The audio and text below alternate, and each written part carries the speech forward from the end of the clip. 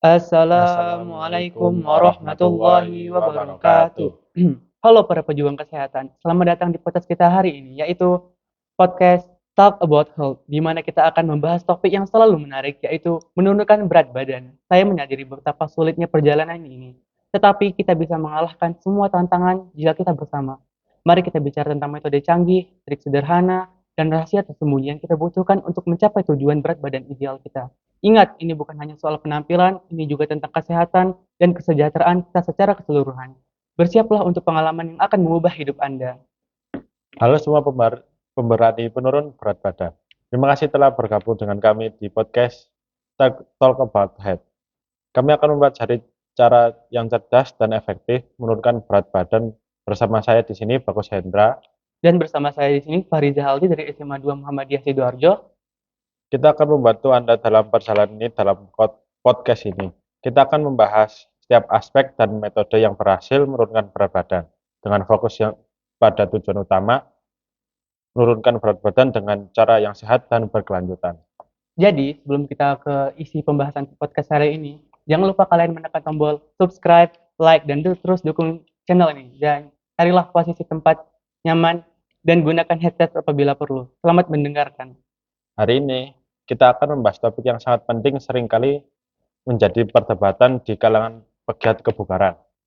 Mana yang lebih efektif menurunkan berat badan dengan cara kardio atau angkat beban? Ini adalah pertanyaan yang sering muncul dan jawaban pertanyaan ini sangat beragam, tergantung pada siapa yang Anda tanyakan. Nah, ini episode ini kita akan mencoba mengupas tentang kelebihan dan kekurangan dari kedua jenis latihan ini, sehingga kalian bisa mendapatkan gambaran yang lebih jelas mana yang lebih efektif dan efisien. Sebelum kita masuk ke dalam diskusi lebih lanjut, saya ingin mengingatkan kita semua bahwa menurunkan berat badan bukan hanya soal latihan fisik, ada banyak faktor yang turut mempengaruhi, seperti pola makan, kualitas tidur, tingkat stres, dan bahkan faktor genetik. Jadi jangan terburu-buru mengambil kesimpulan hanya berdasarkan satu faktor saja. Kita perlu pendekatan yang holistik untuk mencapai hasil yang kita inginkan. Setuju, Ja? Jadi, episode ini kita akan memecah menjadi beberapa bagian. Pertama, kita akan membahas manfaat kardio dan mengapa beberapa orang merasa itu adalah cara yang terbaik dan efisien untuk menurunkan berat badan. Lalu kita akan beralih ke angkat beban dan melihat bagaimana latihan ini bisa menjadi sangat efektif dalam membakar lemak dan membangun otot. Setelah itu, kita akan mencoba melihat kombinasi kedua latihan ini dan bagaimana mereka bisa bekerja bersama untuk memberikan hasil yang optimal. Saya juga ingin menambahkan bahwa tidak ada satu pendekatan yang sempurna untuk semua orang. Setiap individu memiliki kebutuhan dan kondisi yang berbeda-beda. Yang terpenting adalah menemukan apa yang paling cocok untuk diri kita sendiri. Jadi mari kita mulai dengan melihat lebih dekat apa yang sebenarnya terjadi pada tubuh kita saat kita melakukan kardio. Jadi, Gus, Jadi menurutmu lebih efektif mana? Angkat beban kalau atau kardio? kalau menurut aku ya ini tuh kalau apa tuh menurunkan berat badan nih Nah, lebih efektif angkat beban sih daripada kardio. kenapa kok bisa? Karena kalau angkat beban tuh gak hanya nguatin otot kita, tetapi juga membantu menurunkan berat badan dan membakar lemak. Jadi saat kita angkat beban nih, tubuh kita tuh butuh lebih banyak energi untuk recovery tubuh kita dan otot-otot kita dilatih. Bahkan 24 jam lemak-lemak kita ikut terbakar. Jadi kayak selama 24 jam tuh kita kayak makan, tidur, otot kita terus membakar lemak tuh. Jadi kayak menurut aku lebih efektif angkat beban sih. Gitu. Jadi kamu bilang setelah latihan itu masih membakar. Iya gitu. Karena itu ini disebut dengan apa tuh efek efek pasca latihan. Jadi latihan angkat beban juga membantu pembentukan massa otot yang lebih besar. Jumlah otot kita terkait dengan tingkat metabolisme basal kita. Meskipun kita sedang santai-santai ini tubuh kita terus membakar lemak. Dengaran sih bagus. Tapi bagaimana dengan bukti-bukti sama apa yang bisa mendukung argumenmu? Jadi kan ada di sebuah studi yang diterbitkan dalam jurnal Obesity menunjukkan bahwa pria yang melakukan latihan beban selama 20 menit sehari mengalami penurunan lingkar pinggang yang lebih baik dibandingkan dengan pria yang melakukan latihan aerobik. Studi lain dari Harvard juga menemukan bahwa pria yang melakukan latihan angkat beban setidaknya 20 menit per hari bisa menjaga kelebihan lemak perut dibandingkan dengan mereka yang melakukan kardio. Jadi kita tuh dalam sehari cukup cuman 20 menit aja untuk apa? Membakar lemak di tubuh. Oh, gimana menurut kamu kenapa angkat beban bisa lebih efektif? Mengurangi lingkar pinggang dibandingkan kardio? Karena angkat beban membantu membangun massa otot yang gilirannya meningkatkan metabolisme basal kita. Jadi otot tuh lebih gimana ya, kayak lebih membutuhkan banyak eh, apa tuh banyak energi untuk dipertahankan daripada lemak. Jadi semakin banyak otot kita yang ingin kita miliki, semakin banyak kalori yang kita bakar setiap hari. Bahkan saat kita nggak berolahraga tuh lemak tetap dibakar gitu selama 24 jam. Penjelasanmu rinci banget ya, dan masuk akal. Jadi kesimpulannya angkat beban bisa memberikan efek pembakaran kalori yang lebih panjang dibanding kardio. Iya gitu. Jadi selain angkat beban nih, jangan lupa kayak mendapatkan manfaat. eh, jadi selain angkat beban, kita juga bisa mendapatkan tambahan berupa kekuatan ketahanan otot yang lebih baik yang bisa membantu kita melakukan aktivitas sehari-hari. Jadi selain apa tuh? Selain membangun massa otot ini, jadi kita tuh bisa memberikan energi lebih mudah untuk menjalani aktivitas sehari-hari. Selain itu, latihan angkat beban juga meningkatkan postur tubuh dan mengurangi risiko cedera di kemudian hari. Dengan postur tubuh yang lebih baik, juga bisa mengurangi rasa sakit punggung dan leher yang sering disebabkan oleh kebiasaan duduk yang buruk atau otot kita sehari-hari yang tak seimbang. Kan aku udah nih kayak nurunin berat badan tuh menurut aku nge-gym kan, Ya, kayak angkat beban gitu. ya. Kalau menurut kamu gimana? Lebih efektif yang mana? Menurutku sih lebih efektif kardio. Kenapa? Karena kardio itu lebih efisien dengan waktu yang sama. Kardio bisa membakar lebih banyak kalori dibandingkan angkat beban. Semisalnya, olahraga kardio atau aerobik menjaga kesehatan jantung dan melancarkan aliran darah dan meningkatkan stamina, meningkatkan imun tubuh, dan memperbaiki gangguan tidur. Jadi, bagaimana dengan dampak kardio keseluruhan terhadap penurunan berat badan? Berdasarkan penelitian, kardio sangat kardio sangat efektif untuk membakar lemak. Contohnya, jika berat badanmu 78 kg, jika jogging selama 30 menit dengan kecepatan sedang bisa membakar 250 kalori. Semakin cepat kamu berlari, kalori yang terbakar bisa mencapai 365 kalori dalam durasi yang sama. Jadi kardio memang bisa memberikan hasil yang cepat dalam hal pembakaran. Oh, jadi itu angkanya cukup impresif ya. Tapi ada efek jangka panjang gitu dari kardio. Efek jangka panjangnya sih tidak kalah bagus. Kardio meningkatkan kesehatan jantung, memperbaiki kualitas tidur, meningkatkan mood.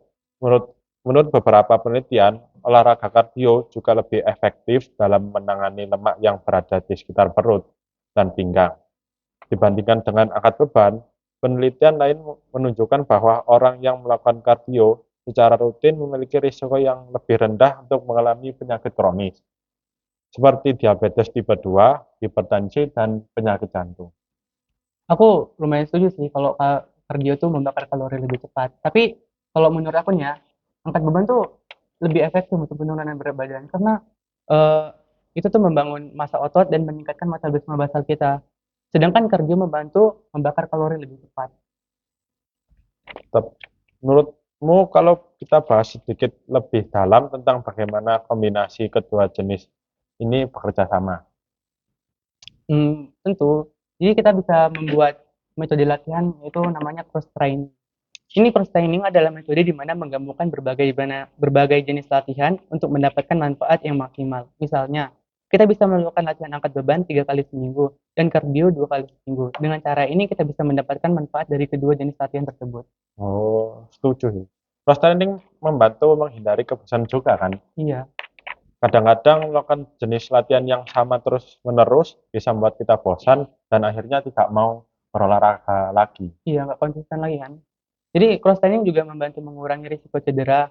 Jadi kalau kita menggabungkan dua jenis latihan ini kan menggabungkan berbagai jenis latihan tuh bisa mengurangi cedera. Misalnya kayak satu kardio terus kan, kardio terus itu tuh penekanan terhadap sendi tuh kuat banget. Jadi kayak cedera. Jadi dengan latihan angkat beban kita tuh bisa memperkuat otot di sekitar sendi sehingga bisa meminimkan risiko cedera. Selain cross training, ada tips lain nggak? Ada salah satu tipsnya Salah satu tips penting adalah menjaga pola makan sehat. Olahraga saja tidak cukup. Jadi jangan latihan terus, nggak makan. Ya tipes lah. Benar, Pastikan kita mengonsumsi makanan yang seimbang dengan cukup protein, karbohidrat, dan lemak sehat. Protein sangat penting untuk membangun massa otot, sementara karbohidrat memberikan energi yang kita butuhkan untuk olahraga. setuju sih ya. Tapi jangan lupa untuk minum juga. Iya, Dehidrasi bisa membuat kita merasa lelah dan kurang bertenaga, yang bisa mempengaruhi performa saat berolahraga. Selain itu, air juga penting untuk metabolisme dalam tubuh. iya. Terus ada satu lagi yang penting nih. Itu tuh istirahat yang cukup. Jadi kayak kita juga kan kayak capek olahraga sana sini kan kita butuh istirahat juga kan. Jadi tubuh juga butuh istirahat gitu, kayak recovery otot segala macam. Jadi pastikan tidur yang cukup untuk pemulihan kesehatan kita. Istirahat yang cukup membantu mengatur hormon yang terkait dengan rasa lapar dan kenyang. Kurang tidur bisa menyebabkan peningkatan hormon ghrelin yang membuat kita merasa lapar dan penurunan hormon leptin yang membuat kita rasa kenyang. Jadi, tidur cukup juga berperan dalam menjaga berat badan. Jadi kuncinya tuh satu itu latihan yang tepat, dua itu pola makan yang sehat, tiga itu hidrasi yang cukup, empat itu eh, istirahat yang cukup. Itu kunci untuk menurunkan berat badan. Dan berbicara tentang pola makan, gimana pendapat itu tentang diet yang mendukung latihan angkat beban? Diet yang mendukung latihan angkat beban biasanya tinggi protein. Tinggi protein membantu membangun massa otot. Latihan selain karbohidrat juga penting karena memberikan energi yang kita butuhkan selama latihan. Kita harus memilih karbohidrat kompleks seperti biji-bijian, buah, dan sayuran yang memberikan energi secara bertahap dan dan membantu menjaga kadar gula tetap stabil. Dan lemak sehat juga penting, kan? Lemak Iya, sehat seperti yang dalam alpukat, kacang, dan ikan berlemak membantu menjaga keseimbangan hormon dan mendukung kesehatan secara keseluruhan. tepat sekali. Jadi lemak sehat itu bisa membantu kita kenyang lebih lama dan bisa membantu mengontrol asupan kalori. Jadi makan yang seimbang dengan protein, karbohidrat, dan lemak sehat adalah yang terbaik untuk mendukung latihan angkat beban. Untuk diet mendukung, Kalau kan udah nih diet mendukung apa tuh angkat beban. ya, Kalau kardio gimana? Ada nggak? ada dong. Mendukung kardio, karbohidrat adalah kunci. Karbohidrat adalah sumber energi yang utama untuk latihan kardio. Jadi, pastikan mendapatkan cukup cukup karbohidrat sebelum latihan. Setelah latihan kita perlu juga mengonsumsi protein untuk membantu pemulihan otot. Jadi kan habis lari itu kakinya itu sakit, Mm-mm. biar recovery-nya itu cepat, makan yang banyak proteinnya. Jadi dasarnya tuh pola makan yang seimbang dan cukup karbohidrat dan protein penting baik untuk latihan kardio maupun angkat beban. Ya betul, Ja. Kunci utamanya adalah keseimbangan. Jangan lupa menyesuaikan asupan kalori dengan kebutuhan tubuh kita. Jika kita ingin menurunkan berat badan, kita harus memastikan bahwa asupan kalori kita lebih rendah daripada yang masuk. Oh, kan biasanya kan oh, di kantin makan terus, Hmm. di rumah kalau ada rendang dihabisin segala macam makan terus kan. Jadi kayak mana kita bisa tahu kalori yang kita makan, kalori yang masuk? Hitungnya gimana? Ada yang namanya BMR, itu basal metabolic rate, yang kemudian dikalikan dengan faktor aktivitas, dan ada banyak kalkulator BMR online yang bisa membantu kita menghitung ini. Setelah kita tahu BMR kita bisa menyelesaikan asupan kalori untuk mencapai tujuan penurunan berat badan kita. Hmm. Jadi kan kita udah ngatur asupan kalori nih. Misalnya kayak kita udah atur asupan kalori kan. Kayak apalagi yang perlu kita perhatikan selain itu? Selain mengatur asupan kalori, kita juga perlu memperhatikan kualitas makan yang kita konsumsi. Pilihlah makan yang kaya akan nutrisi seperti buah-buahan, biji-bijian, protein tanpa lemak, dan lemak sehat. Hindari makanan olahan yang tinggi gula dan lemak jenuh. Selain itu, perhatikan juga porsi makanan. Jangan lupa untuk makan secara teratur, menjaga tingkat energi kita sepanjang hari. Hmm. Kalau misalnya timing makan ada nggak? Timing makan kan ada orang bilang kan, makan malam tuh bisa mengganggu penurunan berat badan. Karena waktu malam tuh tubuh kita tuh apa? Misalnya kita makan malam nih, kan Hmm. malam itu tubuh kita me, apa namanya? Kayak mencerna makanan kan, Ya, sehingga hormon insulin itu naik dan growth hormon turun gitu. Jadi timing makan yang tepat itu gimana? yang makan juga penting. Sebaiknya kita makan utama pada waktu yang memungkinkan tubuh kita mencerna dengan baik, menggunakan energi yang kita dapatkan.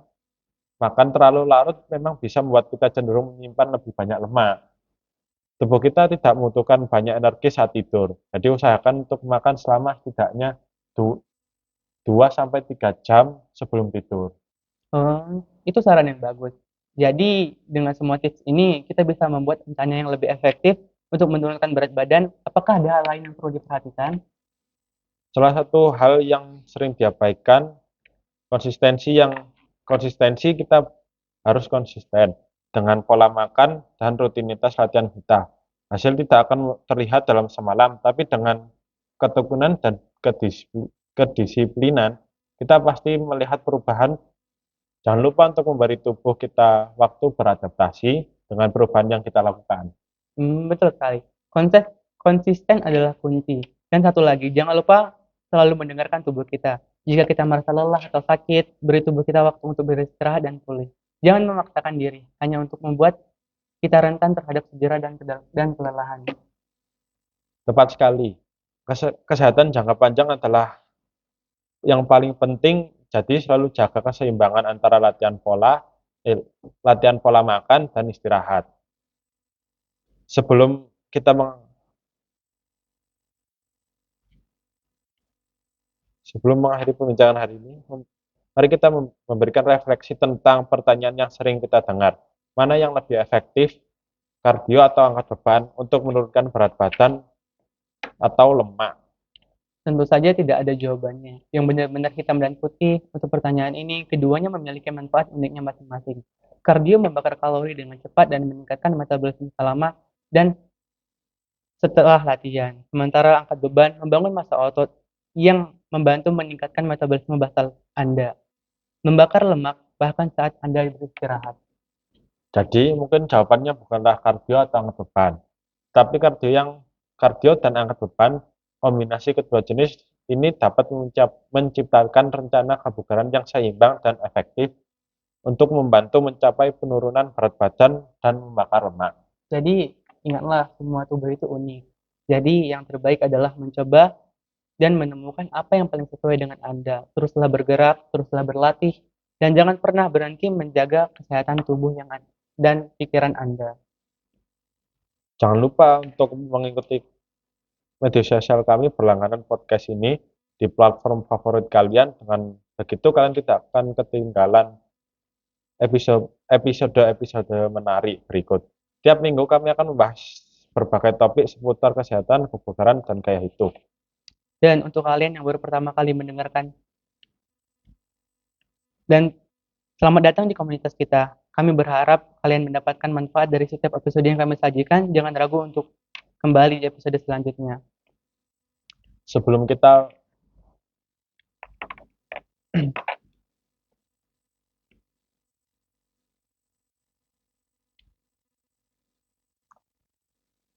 Sebelum kita benar-benar menutup episode ini, ada satu hal yang ingin kami sampaikan.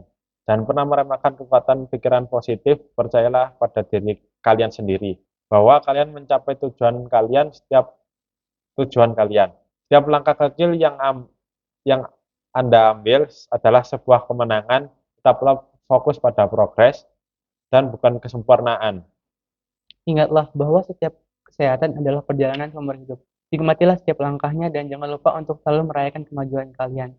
Sekecil apapun itu, setiap usaha yang kalian lakukan adalah investasi besar untuk masa depan kalian yang lebih sehat dan bahagia. Jadi ini tuh penting ya masalah lemak ini karena bukan untuk hanya self love ya kan banyak orang yang bilang gemuk itu self love kan padahal ujung-ujungnya penyakitan Ya, gitu kan nggak. padahal yang gemuk itu merasa pernah dibully, kan bilangnya self love Iya, dari eh, perlindungan diri. Mm, Terus ada, nah teman-teman, kita sudah sampai di akhir episode hari ini. Kami berharap diskusi tentang angkat beban versus kardio ini memberikan kalian wawasan baru dan membantu kalian dalam perjalanan menuju berat badan yang sehat dan ideal. Ingatlah, tidak ada satu pendekatan yang cocok untuk semua orang. Yang terpenting adalah menemukan apa yang paling sesuai dengan kebutuhan dan gaya hidup kalian. Nah, teman-teman, kita sudah sampai di akhir episode hari ini. Tentang angkat beban versus kardio memberikan wawasan baru dan membantu kalian dalam mencapai menuju berat badan yang sangat sehat dan ideal. Ingatlah, ada satu pendekatan yang cocok untuk semua orang. Yang terpenting adalah menemukan apa yang paling sesuai dengan kebutuhan gaya hidup kalian. Benar sekali. Dalam perjalanan menurunkan berat badan, penting untuk memiliki keseimbangan antara berbagai jenis latihan dan pola makan yang sehat. Tidak hanya fokus pada satu jenis latihan saja, tetapi juga penting untuk memperhatikan pola makan, hidrasi, istirahat, dan konsistensi. Semua faktor ini berperan penting dalam mencapai hasil yang diinginkan.